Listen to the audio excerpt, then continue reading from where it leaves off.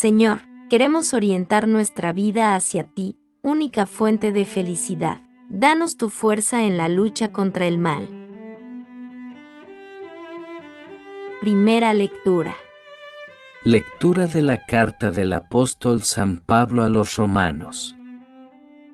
Hermanos, no permitan que el pecado reine en sus cuerpos mortales, sometiéndoles a sus deseos.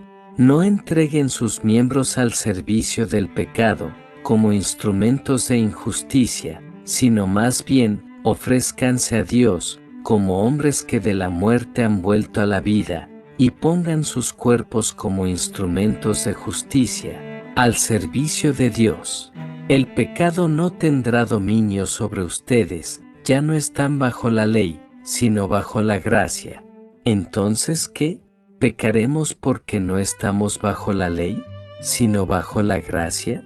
De ningún modo, ¿no saben que, al ofrecerse a alguien como esclavos para obedecerle, se hacen esclavos de aquel a quien obedecen, esclavos del pecado, que los llevará a la muerte, o bien esclavos de la obediencia a Dios para la justicia? Pero gracias sean dadas a Dios, porque ustedes eran esclavos del pecado, pero ahora han obedecido de corazón a aquel modelo de doctrina a la cual fueron confiados, y ahora liberados del pecado, han llegado a ser esclavos de la justicia. Palabra de Dios. Te alabamos, Señor. Salmo responsorial. Nuestro auxilio es el nombre del Señor. Si el Señor no hubiera estado de nuestra parte, que lo diga Israel, si el Señor no hubiera estado de nuestra parte cuando nos asaltaban los hombres, nos habrían tragado vivos, tanto ardía su ira contra nosotros. Nuestro auxilio es el nombre del Señor. Nos habrían arrollado las aguas, llegándonos el torrente hasta el cuello, nos habrían llegado hasta el cuello las aguas espumantes, bendito sea el Señor, que no nos entregó en presa a sus dientes. Nuestro auxilio es el nombre del Señor.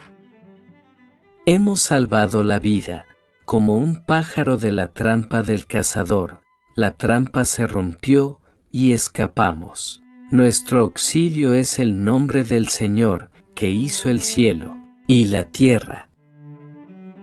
Nuestro auxilio es el nombre del Señor. Lectura del Santo Evangelio según San Lucas. En aquel tiempo, Jesús dijo a sus discípulos: comprendan que si supiera el dueño de casa a qué hora viene el ladrón, no le dejaría asaltar su casa. Lo mismo ustedes, estén preparados porque a la hora que menos piensen, viene el Hijo del Hombre. Pedro le preguntó: Señor, ¿has dicho esa parábola por nosotros o por todos? El Señor le respondió: ¿quién es el administrador fiel y prudente, a quien el amo ha puesto al frente de su servidumbre, para que les reparta la ración de alimentos a sus horas? Bienaventurado el criado a quien su señor, al llegar, lo encuentre portándose así. En verdad les digo, que lo pondrá al frente de todos sus bienes. Pero si el empleado piensa: mi señor tarda en llegar, y empieza a pegarles a los criados y a las criadas, y se pone a comer y beber y a emborracharse, llegará el señor de aquel criado, el día y a la hora que menos lo espera, y lo despedirá, condenándolo a la pena de los que no son fieles. El criado que conoce la voluntad de su señor, pero no está preparado y no obra según su voluntad, recibirá un castigo muy severo. En cambio, el que sin conocer esa voluntad hace cosas reprobables, recibirá un castigo menor. A quien se le dio mucho, se le exigirá mucho, y a quien se le confió mucho, se le pedirá mucho más.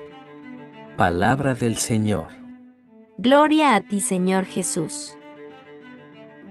La liturgia. nos invita a orientar decididamente nuestro corazón a Dios. San Pablo nos exhorta con amor a luchar contra el pecado, que nos hace esclavos y nos lleva a la muerte. Y Jesús, con una breve parábola, nos pide estar preparados para su última venida como juez universal, porque no avisará antes, sino que llegará de improviso. Si cada uno de nosotros cumple fielmente lo que el Señor le confía día tras día, recibirá sobreabundancia de bienes. Pero si vive despreocupado de la voluntad del Señor, se perderá para siempre.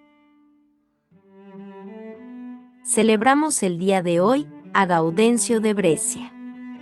Gaudencio, octavo obispo de Brescia, fue junto con San Ambrosio, de quien fue amigo y consejero, uno de los grandes protagonistas del periodo comprendido entre los siglos IV y en esta época, en el 402, los visigodos de Alarico invadieron Italia y Honorio transfirió la sede imperial de Milán a Rávena.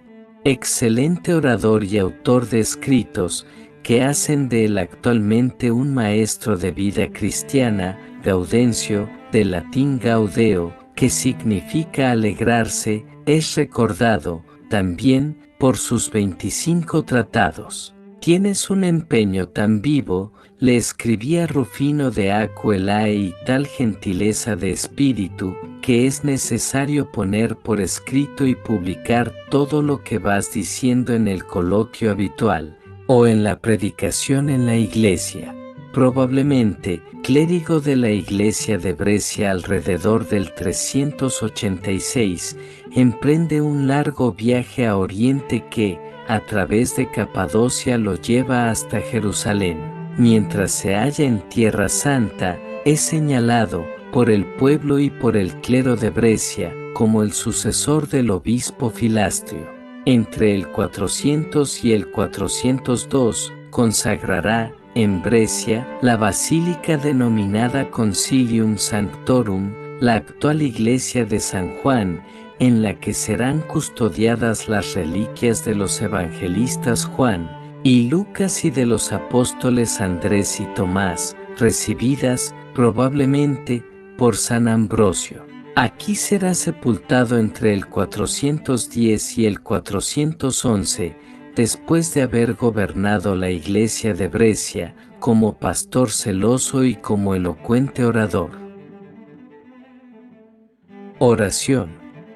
Dios misericordioso, que has iluminado las tinieblas de nuestra ignorancia, con la luz de tu palabra, acrecienta en nosotros la fe que tú mismo nos has dado, que ninguna tentación pueda destruir el ardor de la fe y de la caridad que tu gracia ha encendido en nuestro espíritu. Amén.